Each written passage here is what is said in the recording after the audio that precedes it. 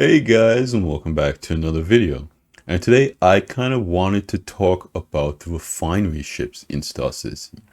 Now, after the Rastra Q&A came out, CIG talked a little bit more about what its capabilities were in terms of refining raw minerals. And the number one question that was asked in the Q&A right from the beginning was, how does the Erastus refinery compare to other refinery ships like the Orion, Galaxy, and Expanse? And basically what I kind of said in that video is that question, in my opinion, could kind of want its own video uh, by itself, because in my opinion it's such an interesting thing to kind of talk about, strictly because we don't entirely know what that gameplay is going to look like, but we know what CIG has kind of positioned these ships to be able to do.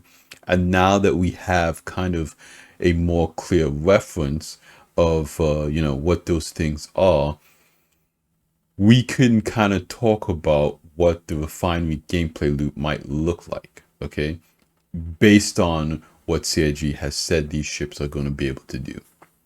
So that's basically what I'm going to be referencing in this video, or kind of the whole reason behind this video. So we have the primary refinery ships here: the Orion, the Arastra, the Galaxy, and the Expanse. Now, the Galaxy is not a dedicated refinery and mining ship. It's a multi-purpose ship, and it has different modules that can be equipped in it that expand its functionality.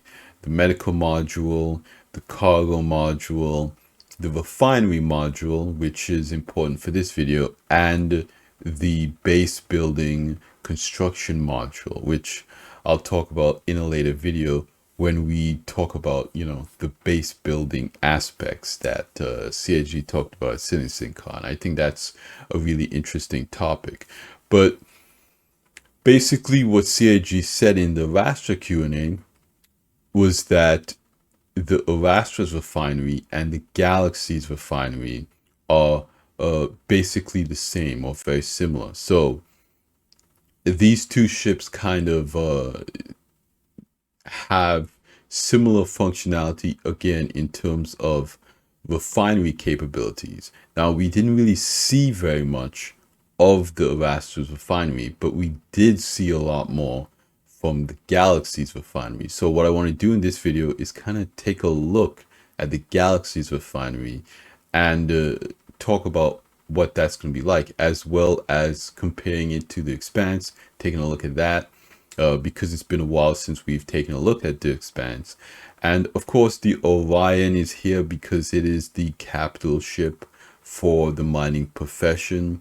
As you can see, this is a massive ship. It goes in here. It's about 341 meters long. Now, the specifications on the Orion are set to change. Initially, the Orion was set to be much smaller, but it's grown since its initial concept. And we don't have correct and exact numbers for the Orion, because the Orion was supposed to have technically less cargo than what the Arastra currently has. But we're going to also talk about cargo in terms of the Arastra and the Galaxy, and the Expanse. So what I want to do is go to the comparison view now, and we'll take a look at what the presumed numbers are. All right, so we're here on the Fleet Yards site now, looking at the comparison tool to kind of gauge where these ships sit at.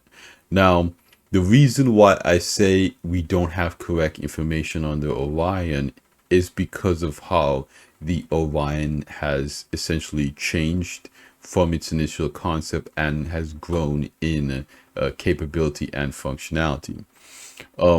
So right off from the start, let me just zoom in here a little bit. If we take a look at the Orion first, okay, this is heavy mining and industrial. It is a capital ship, okay, 340 meters long so far right now. It is said to have 384 SU of cargo, okay. This is more than likely going to go way up, because you look at the size of the Orion, okay, look at the Galaxy here. The Galaxy with the cargo module installed has over 500. The Erasa has 576, okay. There's basically no way that the Orion only has 384. Okay, so the Orion probably has, 200 SU on each one of these, pods sticking out here. So, you look at 12 pods times 200, that's 2400 SU. Again, those are rough numbers that, CIG has not talked about in any capacity. That's just me looking at kind of what the size of these pods are and what it might have. Again, this is a very large ship. These pods can change. Again, we might get like a cargo grid type situation like the Hull C. We don't know. We don't know how much the Orion is going to change from its initial concept. But right now, it's coming in at 575. And you compare that to the Astra at 525. The Orion is not that much more expensive. Now, it's not currently on sale, and this video isn't really about buying ships. But I just want to kind of preface just information so you guys know how much this ship is going to change. It's not going to stay at this price, and it's not going to stay at this cargo capacity. So we're looking at a ship that's really in kind of a different class than the other ships on this list. Okay, it's kind of quoted here as 4 people minimum, 7 max. Then we move on to the Astra. This is kind of the tier below the Orion. Okay, it has 576 SCU. That is combined with the 64 that is going to be in the vehicle bay on either side. It has a minimum crew of 2 people. I'm assuming they have it set as 2 people because you would have a pilot, and then someone else would be sitting in the one of the remote stations to control the mining laser. So you could technically get away with 2, because that person in the mining laser remote turret can also just switch into one of the gun turrets, and now you have self-defense. Okay, it's not going to be easy for a crew of 2 to manage the ship's resource management system by themselves, but I do think it is feasible. Okay, maximum crew of 5. This is the amount of like bunk beds and stuff on the ship that can actually maintain crew, because you have to also take a look. Some people might say, oh, 5 people, that might not be enough. Or you look at the Orion with 7 people. You have to consider the life support on this ship. And when resource management gets added to the game, your life support systems are going to struggle with more people on the ship, okay, to kind of support the what did CIG call it, the oxygen scrubbers.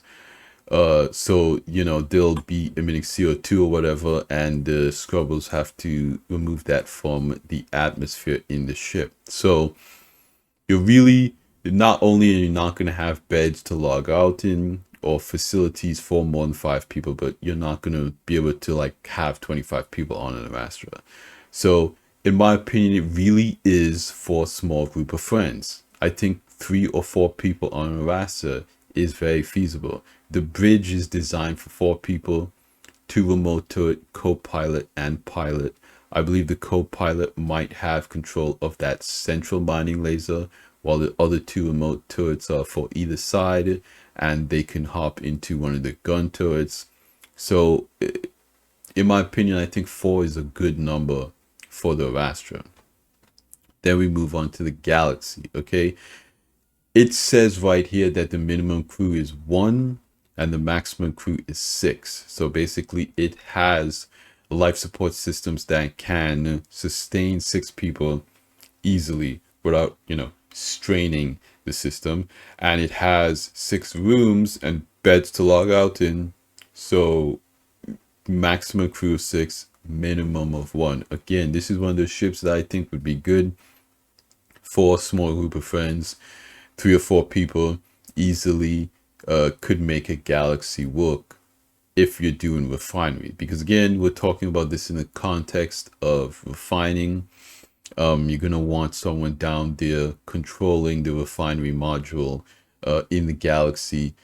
It has an SCU capacity of 64. So basically, the Rastra and the Galaxy have the same refinery module, but the Galaxy, when you put the refinery module in that middle modular section, you lose the cargo capacity that the cargo module would afford you.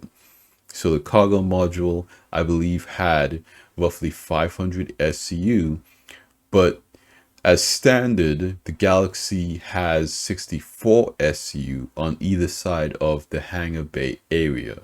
So when you are refining ore from the saddlebags in the refinery, you're going to have to put that ore on either side of the hangar bay or transfer it to another cargo ship. Okay, so with the Galaxy, more than likely you're gonna want to bring either another Galaxy with the cargo pod installed, or a C2 or a Corsair or an MSR or any cargo ship that you can have transfer that cargo off of it. And there are downsides and benefits to this, in my opinion. The good part of that gameplay loop is that since you're not holding the cargo on your ship, you can be very flexible with how you refine. So you can take in the cargo from the saddlebags, you can refine it, those mining ships are going back and forth, and then as refinery jobs are being completed, you're just offloading those onto other ships. So you could basically just, stay stationary in one area and have mining ships come to you and cargo ships come to you, and they're transporting, what you're producing. With the Arastra, in my opinion, you could do the same thing with,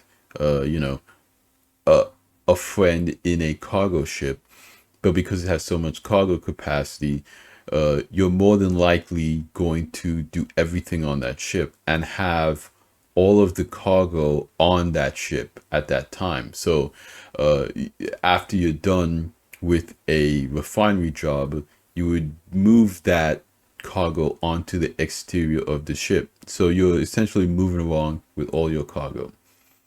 Now, there is a potential, risk having all that valuable cargo on the outside of your ship. That's why, in my opinion, the Arastra is more heavily armed than most mining ships, because of the inherent value of, the cargo that it has with it. With the Galaxy, you're only running around with 64 SCU. If you produce any more than that, you're going to be offloading that on a cargo ship. Okay, so in that sense, again, it really makes sense, in my opinion, to why the Arastra has so much guns on it. Okay, and then last, the smallest one we have here is the Expanse. This has a 1-person crew. It is the solo refinery ship, and it has SCU of 128. And so I kind of made a mistake talking about this ship that I didn't realize is how it's really designed. So now what I want to do is go over and look at the actual concept page for the Expanse and talk a little bit more about it. All right, so now here we're looking at the Expanse's concept page. So this is the page that CIG puts up when they announce a new concept sale. We can get the information that CIG has provided at the time about the ship. But I do believe that there was a Q&A that came out about this ship after that that will not be on this page. But you could see here the Expanse, and I wanted to take a closer look at these images because in my opinion they tell us a little bit more about this ship. So we can see here already that it has 4 saddlebag pods. Okay, so the interesting distinction to make here is that these saddlebag pods are the completed refinery job materials. So these are not unrefined materials. These saddlebags are filled with finished refined materials. So essentially, we'll look at the images as we go through this page, but that's where the 128 SCU of refined cargo is coming from. It doesn't have any internal cargo or storage for a ground vehicle. It is like the Prospector and the Mole. It deals with these saddlebags, but unlike the Prospector and Mole, who have their saddlebags as unrefined ore, these saddlebags are filled with refined ore.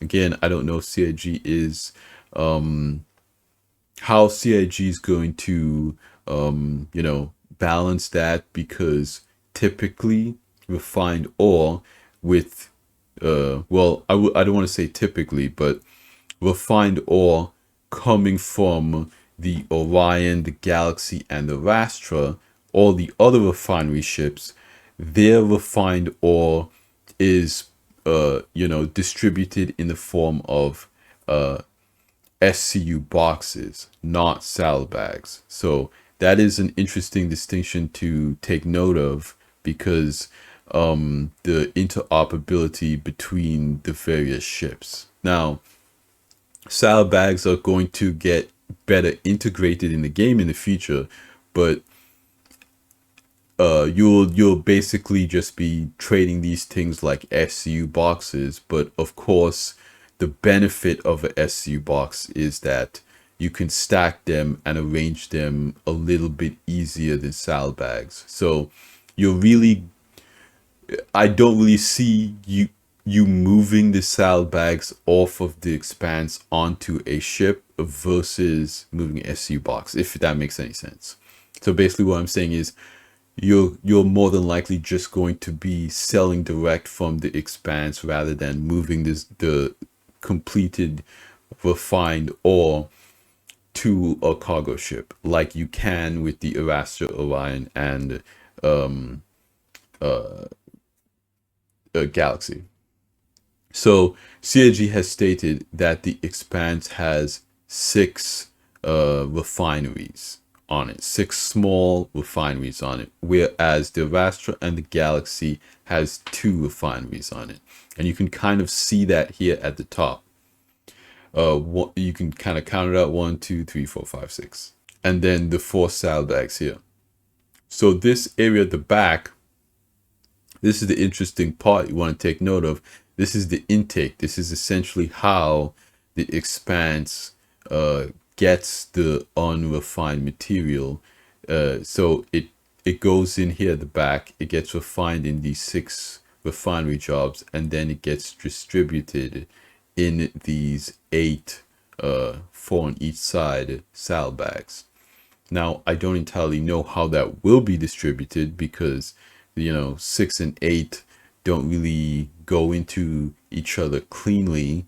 You might have 2 saddlebags that have mixed materials in them.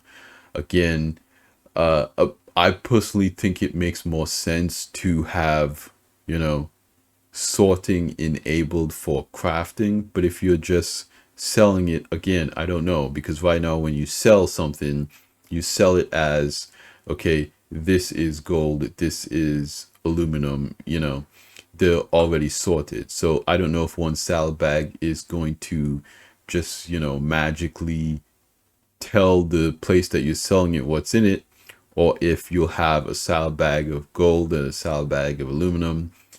Again, I don't know what that process is going to look like in this case, because when you sell from a prospector, it's just kind of like, you know, it filters it out, sorts it up. It the place that's buying it just knows what's in there. And when you refine it, it comes back as whole SU boxes for whatever you mined. So again, interesting distinction to make. Even with the prospect, if you find it at a station, you get back whole SU boxes. So the expanse is really the only ship that gives you saddlebags. Now, this is a better look at that actual process. Here you can see the prospector saddlebags are being removed, and there's a tractor beam that grabs the saddlebag into the refined material intake here at the back. And this is just kind of a better picture of it. This is the actual refinery station inside of the ship. Okay.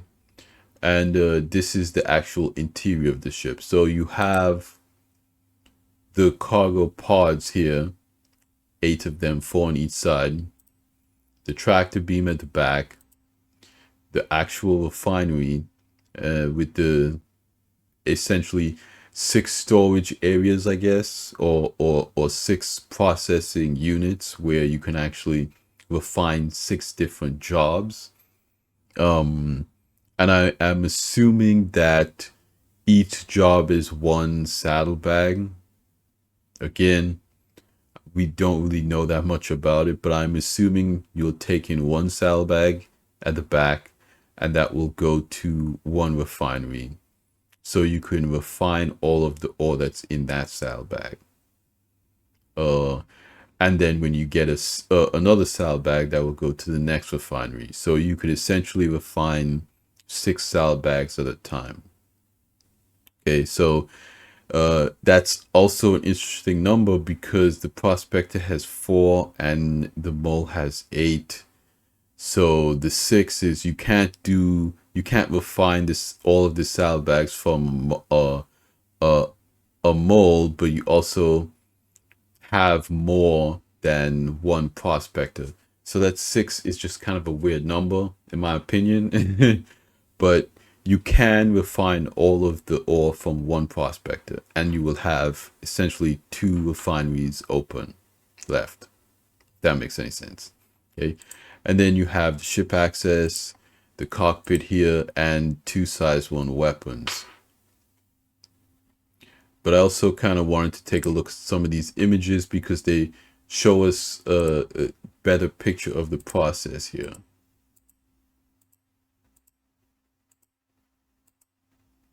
Okay, so this is essentially what it looks like stowed. Okay, this opening at the back, and then the tractor beam comes up at the rear, and this is the standard tractor beams that we're seeing now on ships like the C1 and the Hull C. And then you have kind of the vacuum that takes the ore out of the saddlebag. So after it tractor beams it into this receiving arm here, the tractor beam is partially stowed, and the pipe comes out to take the unrefined minerals into the ship. So this is actually kind of a good image of what it looks like, how that process is going to work. Okay. So the Expanse is a very interesting ship in my personal opinion. And I do want to say I think it has a place in that whole loop. You know, I think the Avastra is a very strong ship for people who have, you know, some buddies. But it's an interesting place because, again, what I said in that video is that the Expanse is essentially a solo ship that you have to use with other people because the Expanse has no way of mining the unrefined ore. So you're going to have to go out with someone who has a prospector or someone who has a mole to do anything with the ship. Now, I don't know if CIG is going to have NPC prospectors working that you can work with if the NPC ever get to that point. But I personally think the primary gameplay loop is going to be with other players. So how solo of a solo ship this is, in my opinion, is kind of questionable because you're not really going to be using it solo. It is a solo ship, but you can't use it by yourself, if that makes any sense. You're going to have to either go with random people, play with your friends, be in an org. Somebody else has to be in a mining ship, and you have to take their saddlebag to be able to use this ship. So that's why I do think it is a consideration to have if you're thinking about which refinery ship to get. And the conversation is exactly the same with the Galaxy. With the Galaxy, we're going to take a look at that next. All right, so we're here looking at the Galaxy's refinery setup now. And this image here is a perfect example.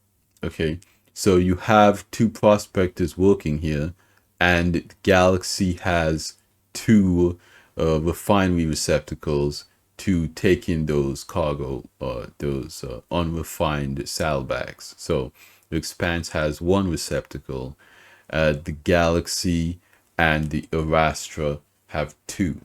So the Erastra and the Galaxy have significantly larger refineries on them versus the 6 small ones that are on the Expanse.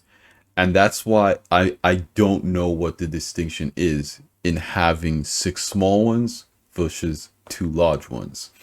If the benefit is in sorting, well, it really doesn't make a difference because the Galaxy outputs SCU boxes. If you guys understand what I mean, what is the benefit of having 6 small refineries versus the 2 large ones?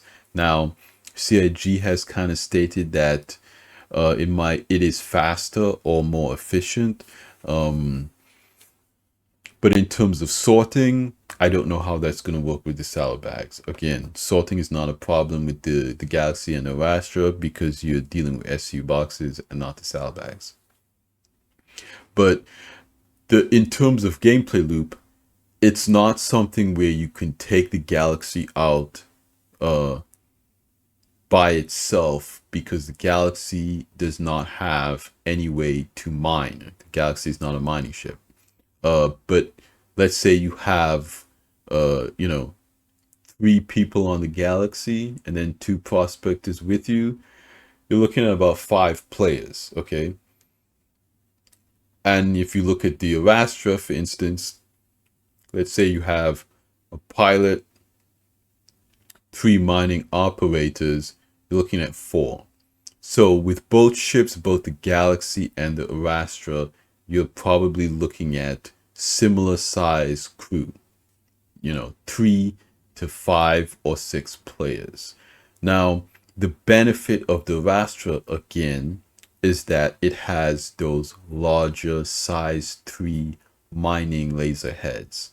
The benefit with the Galaxies in that situation is that the prospectors, even though they have size 1s, you can really deal with as many prospectors or mole as you want to. So it depends on who you're going mining with. I know people solo the mole.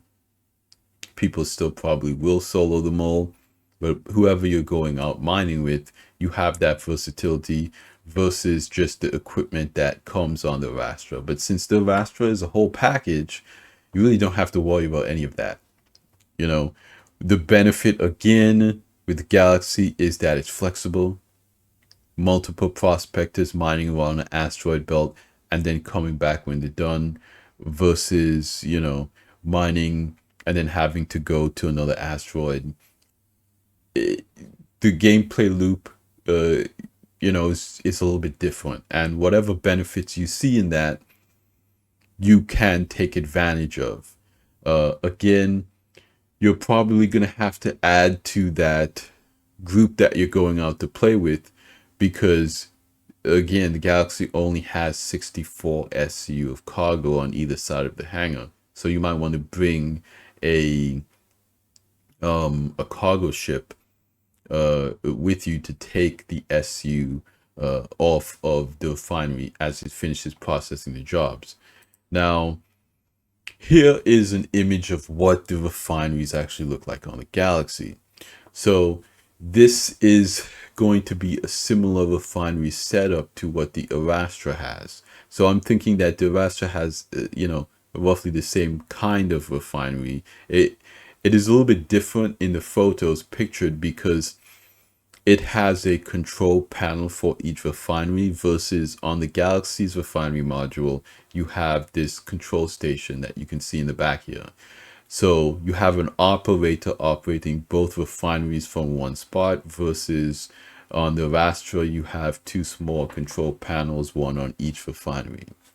Now, as you can see here, there is an elevator right here.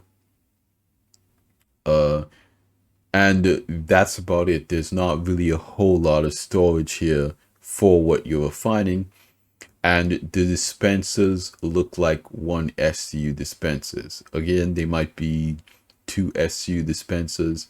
This is concept art after all. A lot of this can change in the final version. But here you can see the two intakes and the two refineries and the two outputs. So that just kind of gives us a better idea of, you know, the art direction that CIG, you know, is thinking of taking this in. But yeah, those are all of the ships. Very interesting ships. I think the refinery gameplay loop is going to be very interesting.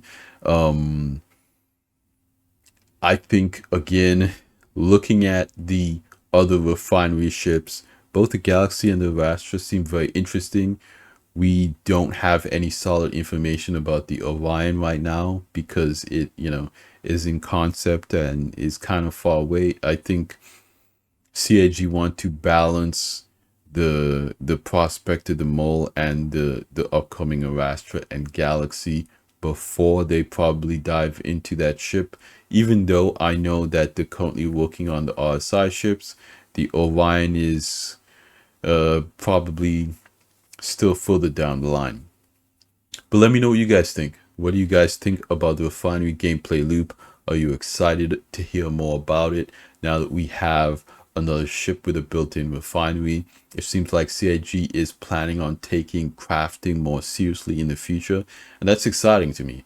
I think the crafting is going to be a huge reason why people play the game, and instead of, you know, just doing things in the sake of doing them, they will, you know, go out and they will do missions not just for money, but to get resources to craft specific items to complete harder content.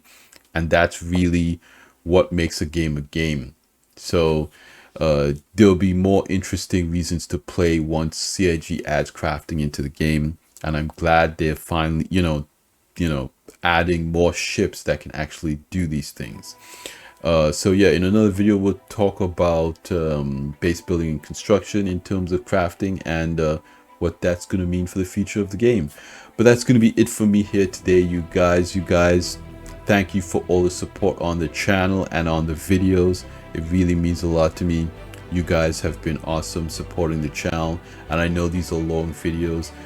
You know, if you want to listen to them on your drive home or to work, they make great videos to, you know, listen to. I know this video has a lot of photos in it that you might want to look at, but I really appreciate you guys. A lot of you guys have been watching these videos all the way through, and that's amazing. So thank you guys. So yeah, like I always say at the end of these videos, like the video if you liked it, subscribe if you want to see more, and I will see you guys in the next one. Salute.